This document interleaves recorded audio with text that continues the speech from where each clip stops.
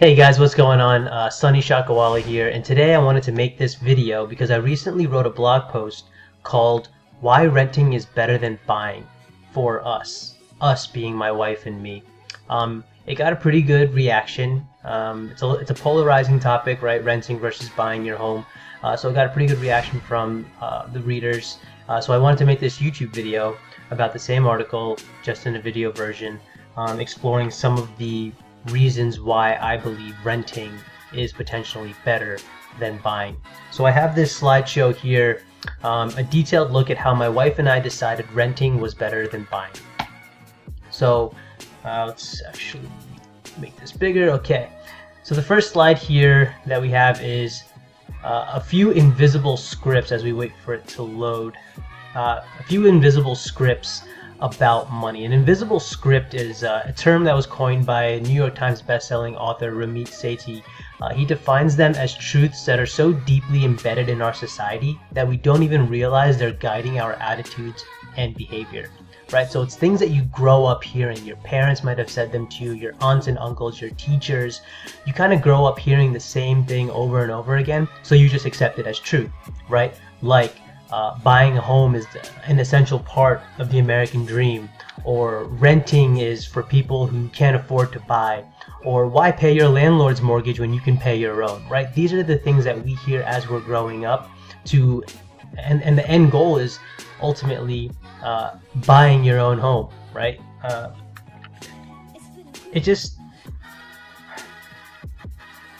And while the people who are giving you this advice and saying these things obviously want what's in your best interest, they're just regurgitating what they heard when they were growing up, right? And more often than not, these people aren't running the actual numbers on what it costs to own a home versus what it costs to rent.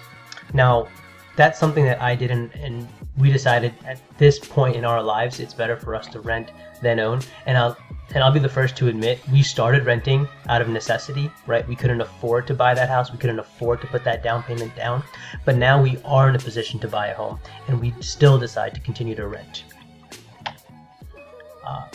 So the next slide here is renting really that bad? What are some of the benefits of renting your home? Look, the first one has got to be mobility. The first one's obviously mobility, right? If you want to get a job that's a little bit further from where you live right now, you can just, at the end of your lease, or even if the traffic is really bad or the commute's really bad, you can just pay a break lease fee, usually 1 month of rent, get out of your current place and, with enough notice, and get into a new one that's closer to work. Or if you live in the northeast of the United States and you're tired of the winter and you want to move down to Florida or across the country to California, you can do that. It's not hard to get out of a rental situation, but it's super hard. Buying a house is like the least liquid asset that you can get into, right? Another benefit of renting is it's maintenance free. Look, if the toilet clogs, I just push a couple buttons on my phone, right? There's an app for that, and by the time I get home from work, it's fixed. Doesn't really get better than that, right? We don't have to cut grass, we don't have to clean gutters, there's no roof work. If the washing machine or the drying machine is broken, it's a click of a button or a phone call away to getting it fixed, right? We don't have to deal with that during our downtime, right? After work or on the weekends. Better amenities, so swimming pool, gym, right? Whatever amenity you might have in an apartment building that you don't necessarily want to have in your home, right? Because you don't want to take care of those things. You don't really want to have a pool, right?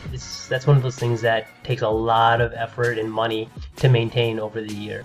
It doesn't make sense to really have a gym in your home, right? But if you live in an apartment building, those types of things are almost normal.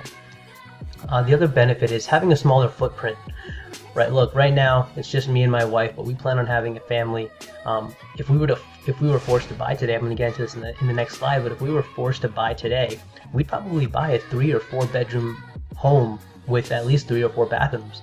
Why? Because, like I said before, a house is illiquid and it's hard to get in and out of those things. So you want to buy a little bit more than you currently need, so you can kind of grow into the home, right, over time. But when you're renting, you can rent the size that's right for you and honestly move every year. I mean, you don't really need to, but if your family grows by one, you can move to a bigger place. And then if your family grows by one more, you can move to an even bigger place. Those are some of the benefits of renting that I see. Here are some of the pitfalls of home ownership, right?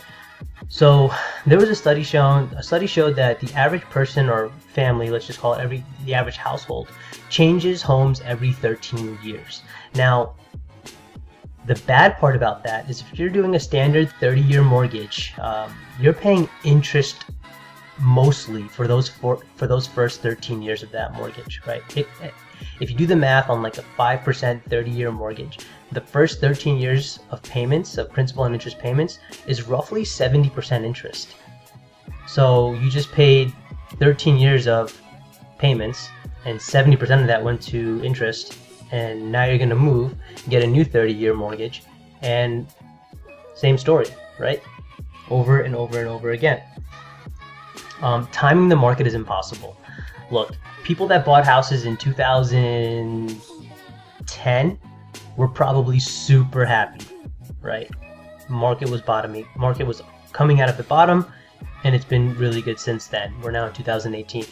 People that bought houses in 2006 or 7, probably hurting, right? Upside down, foreclosures, bankruptcy.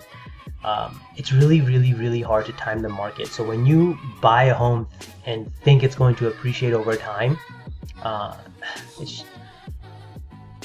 yes, homes appreciate, but they appreciate at the rate of inflation. So how much money are you really making there, right? It's not that much. I think the average home appreciates at like 3%, and inflation is like 2%. So you might be making like a 1% delta there, and honestly, like that's like a CD, right? That's like a CD at a bank account with a bank account. It's not that great. People think it's, you hear stories of, oh, my grandfather bought this house back in 1954 for $25,000 and now it's worth $200,000. All right, well, that was also 60, 70 years ago, when $54,000 back then is worth like 200 grand today, right? With inflation, it evens out.